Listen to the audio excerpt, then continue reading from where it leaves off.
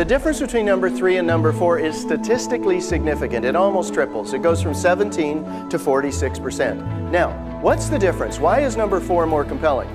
The difference is in number 3, I'm likely doing it for positive reasons. You know, I want to be fit, I want to be healthy. And it's kind of like New Year's resolutions. They don't always stick. They don't always hold, right? In number 4, I'm doing it to avoid negative consequences to me that are very clear to me.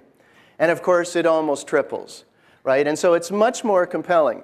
And that leads to a quote I heard maybe 20 years ago from Anthony Robbins, and that is, people are essentially motivated by 2 factors, pain and gain. And of those 2 factors, the avoidance of pain is by far the greater motivator. Now, you're probably looking at that and wondering, I'm not suggesting that you're trying to inflict pain on people, just so you know. This isn't about inflicting pain, and it certainly isn't about fabricating pain that doesn't exist.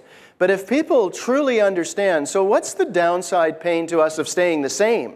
What's the downside pain of not doing it? That's far more compelling and motivating than selling the upside gain. Why do I say that? Because almost every government and beyond presentation I look at when they're selling change, they're selling the gain. Folks, this will make us more effective, more efficient. You know, we're going to provide better services. We're going to be more customer focused. We're going to be more organized. That it doesn't hold. It doesn't stick. Now, that's not to suggest those benefits aren't real. They probably are. But if you're only selling the benefits without any attention or balance given to the downsides, it doesn't hold water. It's like those statistics I showed you. I'll start, but I'm not going to finish.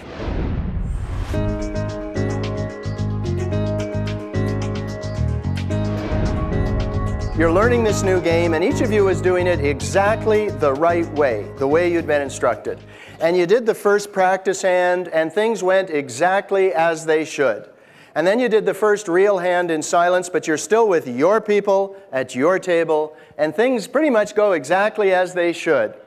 But then you're either asked to move to a new table, or you get new people coming into your table.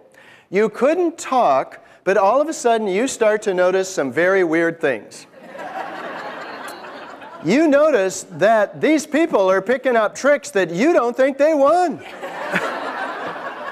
And you were just starting to feel so good. There was a buzz in the room this morning, and everyone was so warm and friendly. And now, who are these people? It's really... Now, you couldn't talk, but what were some of the things? Just, you know, I know it's a big room, but just shout out, what were you thinking? In your mind, what were you thinking? What were people doing? What was happening for you? What were you thinking? Cheaters, exactly. They're cheating. What else were you thinking? That's right, they don't know what they're doing. They don't understand.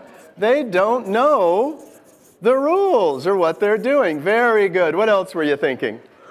What's that? They're confused. Yeah, they're confused, meaning I'm confused too? Oh, they're confused. Oh, yeah, exactly. These people are confused. Must be some new folks. You know, they're really confused. Very good. Anything else you were thinking? Yes. Again, imagine that each table is a department or a work unit. Each of us gets this new policy, new program, new procedure. We're doing the absolute best we can. Each of us gets some confidence, if you will, that we're doing it the right way. Then what happens is I either get new people coming into my department, or I move to a new area, or we get a new leader or something like that. You can't always communicate as well as you want because people are in meetings, people are busy. Sometimes we're working at remote locations. Everyone has a slightly different interpretation of the right way to do it.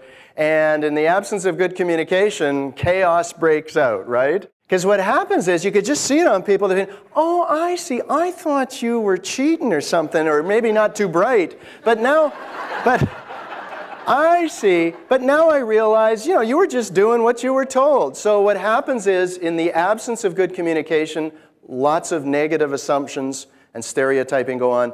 The advantage of good two-way communication is it can take us back to that positive place. And it just became so much energizing again. It was de-energizing, then re-energizing as soon as you could communicate. So it's just my way of introducing that. I always say, if this can happen in 5 or 10 minutes of a friendly card game, imagine 5 days a week, 7 hours a day, 50 weeks a year, where, as you said, some of this is going on. What happens then is, at best, I'm complying. Hey, I need the job. I'm just getting through my day. But at best, we've got compliance. And of course, for change to work, you need to take it beyond that. What's a change challenge you've got? Yes? Getting buy-in from the staff. Okay. So I'm going to show you a 4-step, what I call strategic influencing process for getting buy-in. But it isn't meant to be manipulative. So it's not getting buy-in or, hey, you know, take a day or two to vent, but get on side by Monday. Right? It's not that type of buy-in. It's not forced compliance. It actually causes an attitudinal change in them, whoever they are, in terms of getting buy-in. Good. What's another one? And I'll repeat them as they go out. So it's not that painful. If you don't mind just shouting out or giving one. Yes, good. Sit and smolder. I'm going to repeat that again. Staff who don't communicate, but they sit and smolder. We actually developed a case for you today, and there's one person there who's offside, but is kind of sitting and smoldering. And so what do? And there's a couple of reasons why people sit and smolder. One is they are trying to be disruptive and dysfunctional. And the other is, in the past, they've opened their mouths and gotten slapped down for it.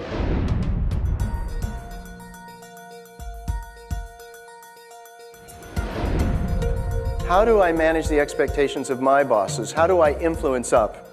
And again, this 4-part strategic influencing model, I'll touch on it there in terms of how I can influence up. There's a couple of ways I can do that. It's not easy because they have a power advantage over me.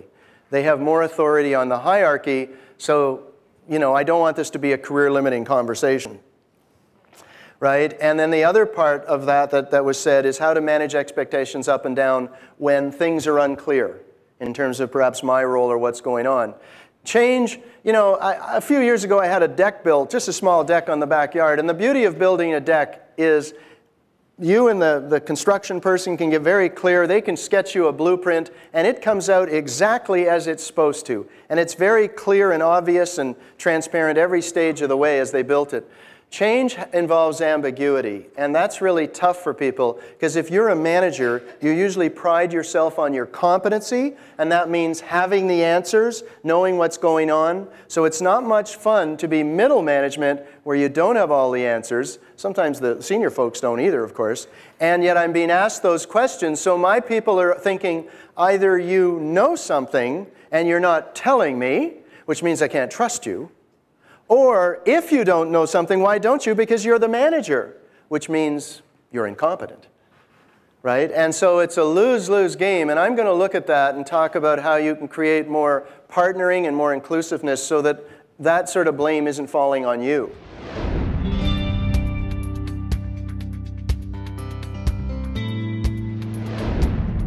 I'm very excited about a couple of things that Barack Obama does that relate to change. And his mantra is, of course, and you've probably seen the slogan, you know, change that we can believe in, right? Change that we can, and this is not a political pitch for Barack Obama, but I do like that slogan because it relates to a lot of what I teach. The biggest challenge, I think, for organizational change is employees don't believe it.